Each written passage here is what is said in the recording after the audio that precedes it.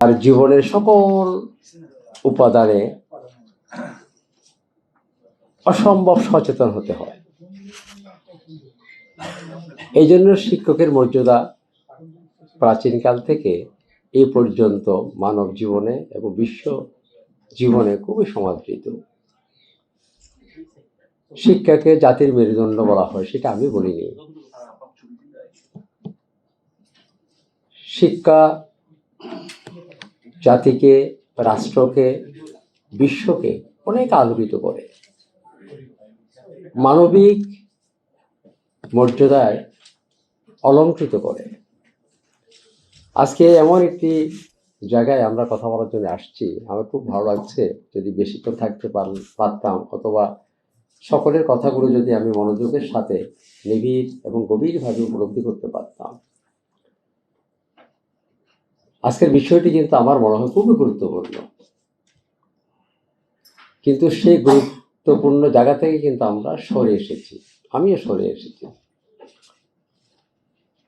আজকে অভিভাবক, ছাত্র, শিক্ষক জাতীয় মঞ্চ যে বিষয় নিয়ে আমাদের এখানে আজকে আলোচনা, সমালোচনা, পর্যালোচনা, পরামর্শ এবং আমাদের দিক নির্দেশনা সবকিছু হচ্ছে শিক্ষা মন্ত্রণালয়ের অধিদপ্তরের ফ্যাসিস্ট সরকারের দুর্নীতিবাজেরা এখনো কেন, শিক্ষায় দুর্নীতি এবং বর্তমান সরকারের করণীয় শিক্ষক ভাবনা এবং আলোচনা।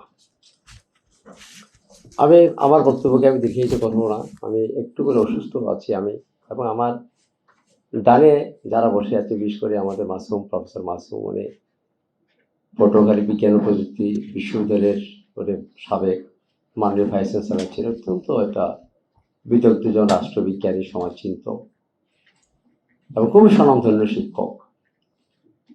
তিনিও আজকে কিন্তু বিদ্যমান, হৃদয়ে ক্ষত বহন করছে আমার জানা মতে। এবং আমার যারা কথা বলেছেন আমাদের সারিতে এবং আপনাদের সারিতে যারা আছে, এবং আমার ভাইও যারা আছে, আমার বোন, সবাই কিন্তু এই কথাগুলো বলার জন্য কিন্তু আপনারা এখানে উপস্থিত হয়েছেন। আপনাদের উচ্চারণ, আপনাদের ভাষা, আপনাদের বক্তব্য আমার সঙ্গে কোনো দ্বিমত নেই, কোনো দ্বিমত থাকবে না। বরঞ্চ আপনারা যা বলেছেন আমার চেয়েও ভালো বলেছেন, ভালো চিন্তা করেছেন। তার কারণ আপনার মফস্বলে বিভিন্ন স্কুল কলেজের নানা কর্মকাণ্ডের সঙ্গে আপনারা জড়িত আছেন। আমরাও কিন্তু বিশ্ববিদ্যালয়ের একটা কাজের সঙ্গে আমি জড়িত। আমি আজকে মঞ্জুকে ধন্যবাদ জানাবো যে দীর্ঘদিন ধরে এই কথাগুলো বলে আসছে সমাজের জন্য, সমাজকে কীভাবে বিনির্মাণ করা যায় সুন্দরভাবে, সকলের কল্যাণ, এই রাষ্ট্র সকলের, এখানে বসবাসকারী আমরা যারা আছি সবার, যাতে এই দেশকে এবং আমাদের শিক্ষা জগৎকে আমরা আলোকিত সমাজে পরিণত করতে পারি।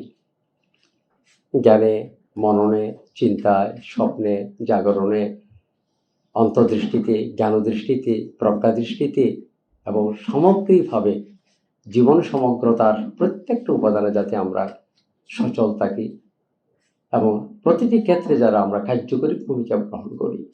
শিক্ষার মান উন্নয়নে প্রথম আমি যেটা মনে করি,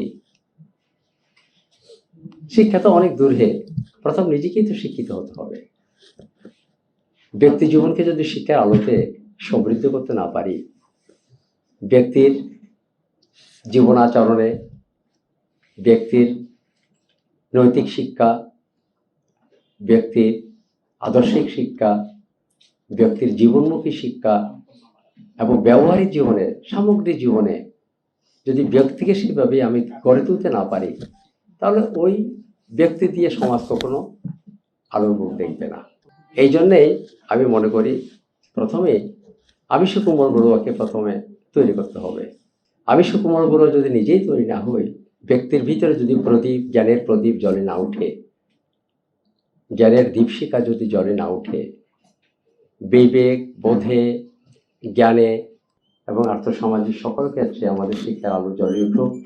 আমরা শিক্ষা কমিশন গঠন করে শিক্ষাকে বর্তমান সরকার খুবই শিক্ষা বান্ধব এবং যিনি নেতৃত্ব দিচ্ছেন আমাদের প্রধানমন্ত্রী জনাব তারেক রহমান, তার ব্যবহারিক জীবনে অসম্ভব একটা দৃষ্টি আমরা আকর্ষণ করতে পারি। তিনি আসার পরে দেশের যে পরিবর্তন সাধনের কথা বলেছেন, তিনি নিজের জীবনে কিন্তু সেটা দেখেছেন প্রতিনিয়ত। এবং তিনি পারবেন,